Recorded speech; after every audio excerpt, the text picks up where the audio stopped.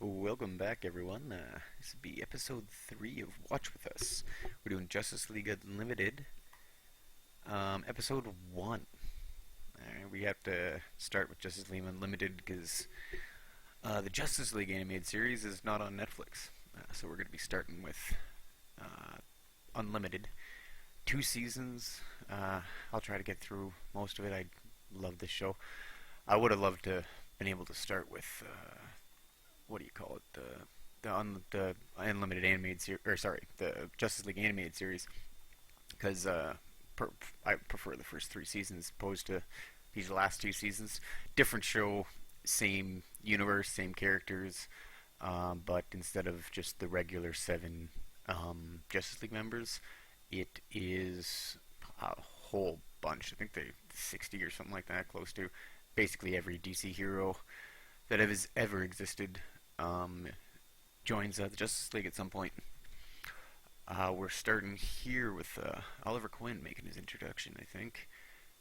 There's the Green Arrow. Uh, I like this version of the Green Arrow. I think I prefer him to the current TV show. I don't watch. I think I watched the first season of that. Just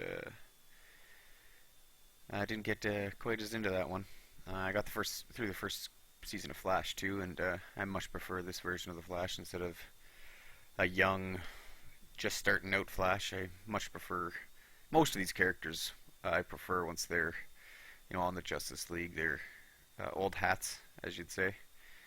You don't have to worry about them making mistakes and falling for stupid shit like you would see in an origin story. You get to see them in their prime, and that's what I like. Especially when you get a bunch of them on a team. I like a little more tense when you just have the 7, but can't have much tension when you got the Green Lantern, Superman hanging around. John Stewart, not bad. Sorry for drinking there. Not bad interpretation of a Green Arrow, or sorry, Green Lantern. I don't mind John Stewart. He's not my favorite, and I don't dislike him, but although they're Green Lanterns are so much better. Um, in the comic books, they play him up more like an architect, and I much prefer that version in the comic books. He like when he creates the constructs, he creates like every little nut and bolt and everything. So they state emphatically that his constructs are some of the most powerful, just because he knows how to build them inside, and he creates all that stuff in his head and or thinks about all this stuff in his head and creates it as the construct. But they never really get into that in the cartoon here. Yeah, I think he has a military background in the show, and he's basically just green circles and laser beams is pretty much his style. A shield like that. I think occasionally he might actually do something like a hand or a I don't know, like an animal or something like that charging, but from my experience, from my memory, it's quite simple. I guess that's what you get when you get an animated show. Like, why animate stuff you don't have to, I guess. Yeah, see, there's all the guys in the background. The three, the main guys in the front. I'm just to let you know, total Superman fanboy. I know a lot of people hate him. He's so overpowerful. He's so um, anybody with the powers he'd have would be totally evil and take over the world, and it's not believable and blah blah blah. And that's part of the reason I like him, because a writer needs to write him well and write him making sense for for me to buy Superman in this world being the Boy Scout that he is. And occasionally they manage to write it that way, and I like that. Um, so I focus on the good writing of Superman, and this is one of the best examples of Superman being written well, and not having to sacrifice other characters for it. All the characters are represented as heroes, and you respect them all. Like certain comics will try to elevate one character to be better than the rest, but the only way they can do it is by making those other characters less than their original ideas. And I prefer when they're all there's anxiety or not anxiety. There's anger between them, just like you saw with Batman and the Arrow there. But they're all on the same team. They're all uh, represented as the heroes that they should be from the comics. I think in this entire series, it's all connected. If you didn't know, to the old Batman animated series and the old Superman animated series, it's kind of like the um, those guys that created that show. It'll come to me later. But the guys that were involved in those shows, most of them, from my knowledge, stuck together and they created. I think there was a Batman Superman animated series, and then it went on to the Justice League, then to this Justice League Unlimited, and the same guys did, or it took place in the same universe. I'm not sure if all the creative team stuck together, but then they made Batman Beyond, and they've been involved in a lot of the DC animated movies, um, and some of them actually play off of this universe. Not a lot of them, but some of them. And it's just an incredibly vast amount of episodes for what could arguably be considered the same universe. Batman would be difficult, and Batman and Superman because they've been around for so long, and it'd be difficult to justify Batman being still around. But I think their timeline is condensed compared to how it was broadcast. I don't think they consider this series to be going on for 10, 15 years. Probably just a fraction of that. Yeah. Supergirl's good. I like her. Again, Supergirl's usually written horribly, and most notably the movie. She was just that whole movie was written horribly. But I like her in this series. She has a good arc and a good ending. I like it. A lot of people I've heard say they just got rid of her because they already had a superhero. Like, oh, it's the easiest one to get rid of because it's Supergirl. Um, we already have a Superman, so you're not losing anything. You're just getting rid of a kind of a redundant character at that point. But I like the way they handled it. It was a nice three-parter. Yeah, I'm pretty sure it's next season, but it's a good watch. Um, I would have liked to get the three-parter Justice League premiere, which is it's like a movie in itself if you watch it all back to back. It's a very nice three-part opening to this whole world of the Justice League, and unfortunately that's not on Netflix. And I'm trying to keep I'm the first three episodes of this, or the first two in the pilot. None of those were on available on Netflix, and I'm trying to keep it. I'm trying to get a few more because maybe not as many audience members are as savvy getting the random weird stuff that like the Beast, the Beast War. I'm sure a lot of people have trouble finding that, and do not. I would not suggest. I would not want anybody to spend money on that movie. So, um, yeah. So as long as we can keep it on Netflix, I'm sure a lot of people will be able to tune in and watch it. Put it on, open up another tab, and listen to me. So I'm going to be doing this. It's 2 seasons. I'm like probably going to be doing Star Trek 2. Not Star Trek 2. I'm doing Star Trek as well. The TNG is on Netflix, I believe. Sorry for the drinking again. Talking constantly over this by myself. I'd like to get some guests in on this too. I don't. I definitely want to. Like I said before, want to do Dragon Ball Z, but it's gonna be what do you call it? Hard to find that too as well. So this episode focuses a lot on radiation with Adam there in the background, and I believe the what do you call it? The radiation readings they're getting is like some weird giant monster that I believe it's some made up country. They don't have the balls to make it a actual existing nation that they're going up against that has created this big evil thing. So they created this giant radiation monster that who could have guessed it broke loose and started killing everyone. But they just so happened to bring Green Arrow, who they were bringing back to his city because he doesn't want to have anything to do with the Justice League. So he doesn't believe that they're doing any good. So this episode is basically um, convincing Green Arrow here to join up and show him that the Justice League is an important thing to be a part of. They're evacuating from the radiation monster.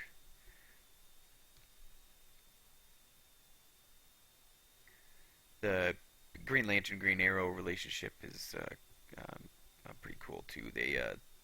Their characters, not specifically John Stewart and Oliver Queen, but in the 70s they had a Green Arrow Green Lantern comic that was from memory was received pretty well. Um, it was like a liberal versus conservative uh, buddy cop kind of thing, and they traveled around the country saving the day together. And they kind of bring that into this series. Like they definitely play off each other. Um, the Green Arrow and Green Lantern in this cartoon, and they team them up a few times, and it's always good TV.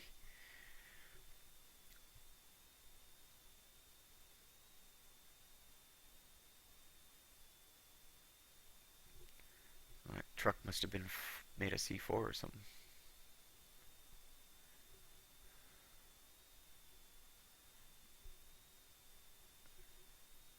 Like, why would you even try to keep this a secret? Are they just evacuating until it destroys their whole country and then goes on to the next one? Like, why wouldn't you ask for help? Maybe they're supposed to be representing like North Korea or something. Like, holy crap!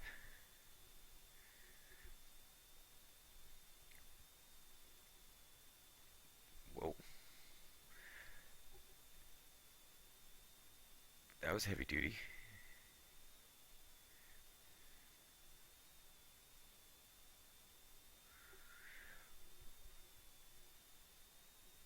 Oh, that's why.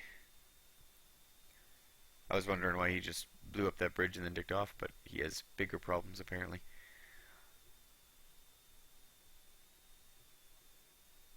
Oh yeah, can't see anybody die in a kids' cartoon. Gotta show that they escaped. But a building will fall, and nobody bats an eye. You'll see that in the last episode. That's the last episode of this is must see TV. If you are a fan of Superman, the one of the best monologues he ever does is the last episode of the series. It's amazing. You could YouTube it. It's great. Um, there you go, Green Arrow and Green Lantern again.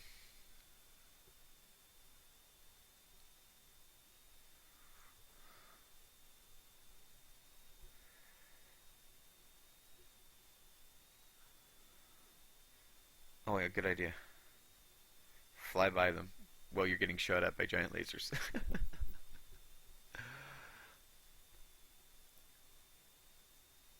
Adam, now that I'm thinking about it, kind of gets beat up. Yeah, he definitely gets beat around in this series. I'm pretty sure by the end of this episode, he's gonna get all blown up, and they're gonna have to like vacuum up his essence and inject it back into that suit he wears. And there's another episode where he goes up against Superman because, as Captain Atom, he's ordered by the government to defend something that Superman needs to get, and they go at it, and he gets the living snot beat out of him. But yes, he's always getting knocked around.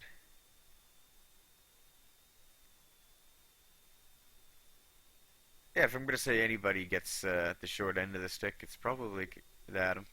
One of my favorite characters is the Question, played by Fuck, I should remember his name. He's a famous character actor. He played Wing in Deep Space Nine. He probably played a million other Star Trek characters.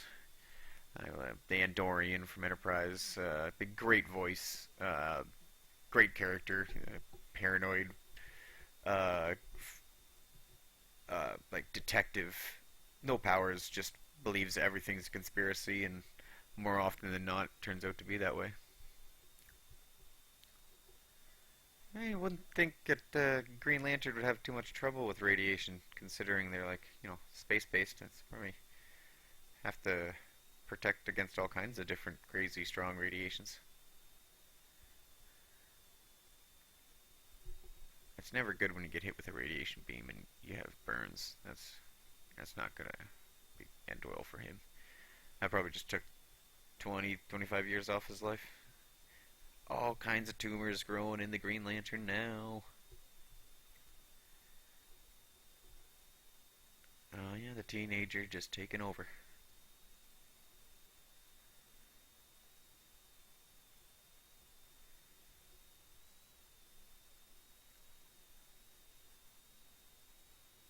That's another thing in the series. There's the Green Lantern's green eyes there. I don't know if anybody else does that. That they just always have green eyes when he has the ring on. I'm not sure. These guys are all dressed. What do you call them? Like AIM agents from Marvel.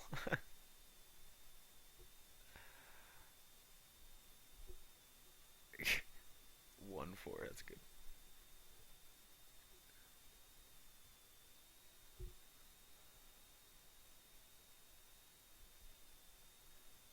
Oh yeah, North Korea definitely.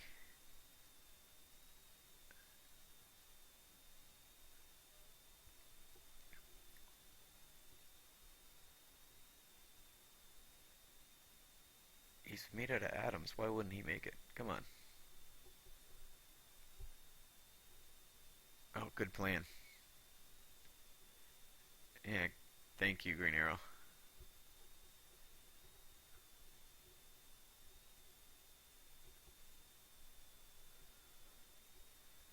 Well, no, no, no, no, no, no. I think this would be the point where you call the league.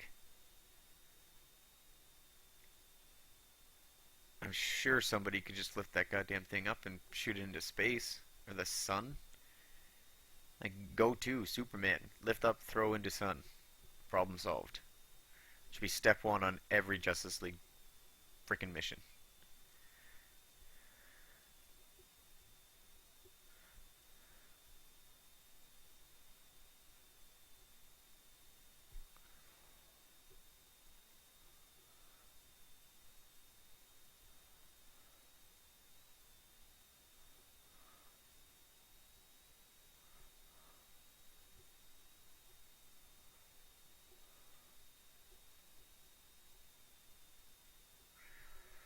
Yep, good plan, Captain.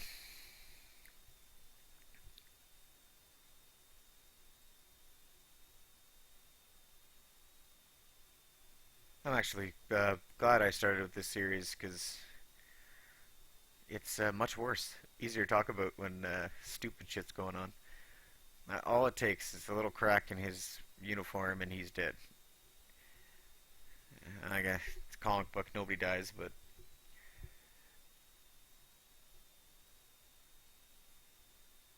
like, see, it's not. They're not even having trouble with the getting too close. It's hot. They're just getting the shit kicked out of them by this thing and getting blasted by its arm beams. Like none of them had even come close to getting this thing anywhere near its chest.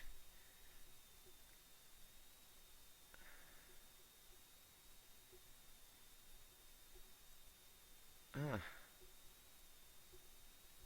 as a normal human being, you think just having that thing pointed in your general direction would, what is it, tumor city his chest?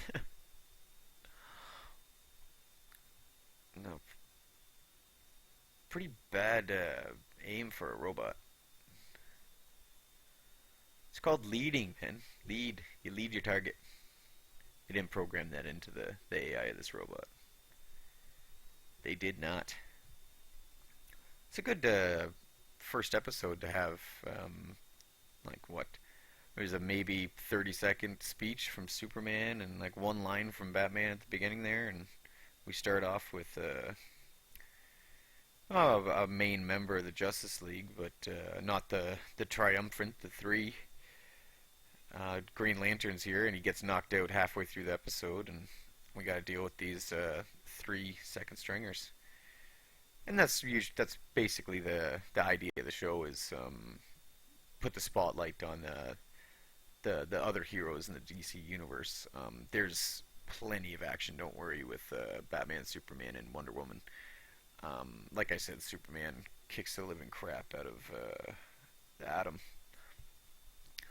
Oh, I thought there was a whole other part where he had to regroup again and then attack him again, but no, they saved the day. Oh yeah, and just to finish her off.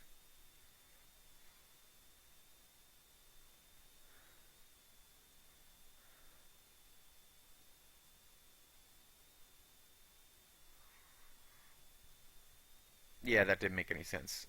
Why couldn't she just punch the goddamn thing's head off? I know they said it was too hot, but I didn't really see any evidence of that. But yeah, I like the new watchtower with all the secondary satellites. That's it's a nice progression, especially if you know what I'm talking about from the first season. They only had the one satellite up there, watchtower. Oh yeah, and they're filling them back up. Of course he's gonna be good. It's a kids' cartoon. No one dies. He's all Booster Gold there in the background. He's a funny character. He gets a whole episode to himself later on. It's a pretty funny episode. I like that one. He's a pretty funny character to begin with.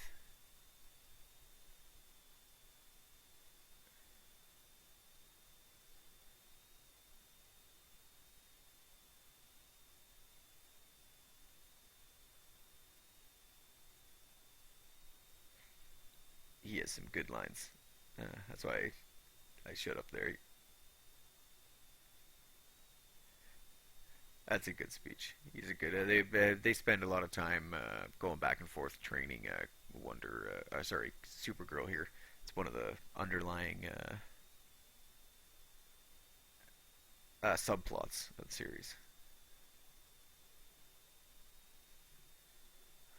He's already taken advantage of the facilities.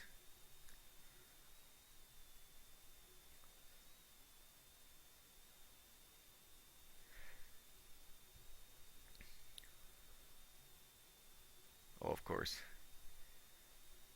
Might as well stay for the ladies. Believe that is Black Canary. Yeah, he'd be a part-time member of the Justice League.